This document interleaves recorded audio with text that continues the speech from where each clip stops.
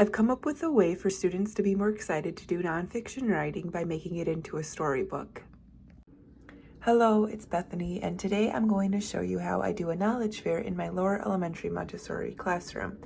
So I have ages 6 to 9, and I have done previously traditional science fairs in the past where they put the boards up and they put all the information on, and we all did it in class. Kids pick science experiments or just information about things, but then after that I thought maybe let's try something different. So instead of having the information on a board, I made it last year. The kids made their own individual books. I have a video about that you can watch down below.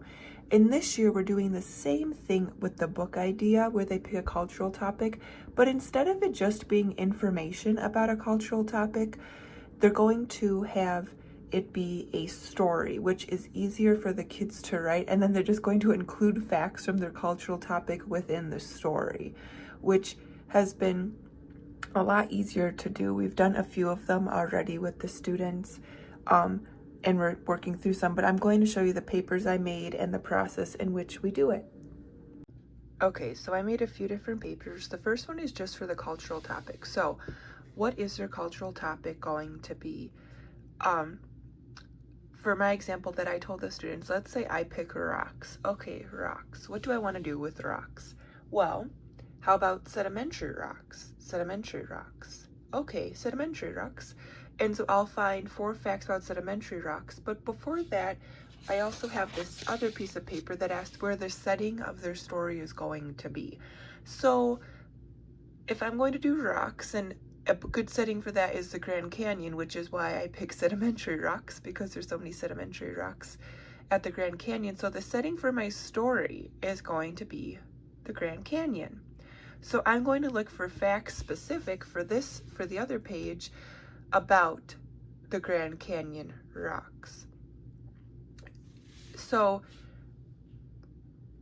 the plot, what moves the story forward? What's the story going to be about?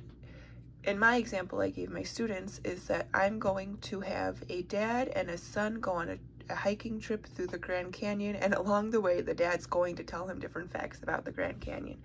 So this other page has the title, the author and illustrator are them, and the title is whatever they will title it, the main character name. So I just made it easy peasy for them and made 2 characters. So the main character name is whatever they would like to name it. And then I put adjectives to describe the main character just so they know, well, is he brave, is he fast, or is she or their animal or whoever they picked for their main character. And then they're going to draw their main character because they're going to draw the main character on every page of their book. So you want them to practice drawing their main character. On the second paper here, it's the supporting character. So mine would have been the dad for the first one and the son for this one. Maybe he's adventurous because they're going in the Grand Canyon, right? So then after that, I'll sit with the students, fill this out, and then I sit with the students and take a loose leaf piece of paper.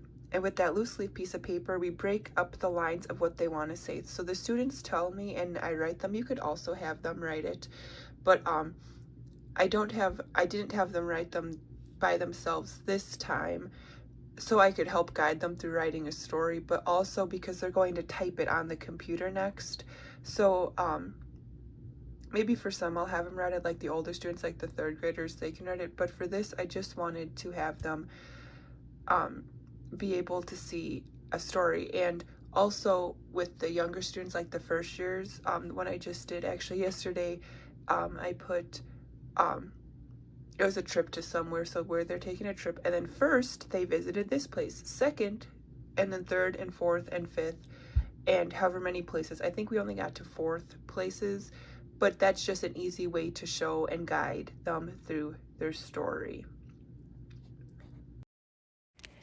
After the students have written their story with help or just on their own, we go onto the Canva, and I have just a little template that is that the students use. So the first blank page there you see is where they'll put their title and then the author and illustrator, which is them, and then the dedication page. They can dedicate it to whoever they would like to. Usually it's a family member. And then if you scroll down, they're just going to type in their story at their lines that we broke up on the piece of paper. So, and you might want to flip it. Maybe they'll write the story and you'll type it for them. But I think it was helpful for me to sit with them and have them write the story, and then they could type it, and also help them type it too, but mostly they could type it. So then after that, really before the type, what I had them do is type it on a Google document, and I took that and copied and pasted it from there, because the Google document will give you better, make sure it's all grammatically correct, and it's easier to type on there than it is to type on the Canva. But then after that, we will download it and print it. They will draw very well their things, and then we will cut the pages in half, back to back them, laminate them, and put them, and then make them into a little binded book with a bookbinder. So it's very nice. And then after that, the parents get to come and visit their knowledge fair. We have the knowledge fair for 3 days for an hour in the afternoon. So then different family members come each day, and so the students read the books to them, and they're all doing it at once, and it's a very nice presentation. I'm excited for this year to see how it goes, because of the fact that it's going to be like a storybook, more than just an informational book, more than just big science boards, because the science boards were a lot to fill up for 6 to 9 year olds. And the information that I tried one year, it was just, it was good. It was just a lot of just information, and the students had to have a lot of different ideas with this. But with this one, it's more of a story, and they're excited to read stories. So hopefully it turns out well. Please sign up for my free Montessori hub of resources that you can use in your Montessori environments. There are over 15 plus items, including 453 printable math equation cards, 36 weeks for first and second level editing sentences, and so much more. Thank you for listening. Bye-bye.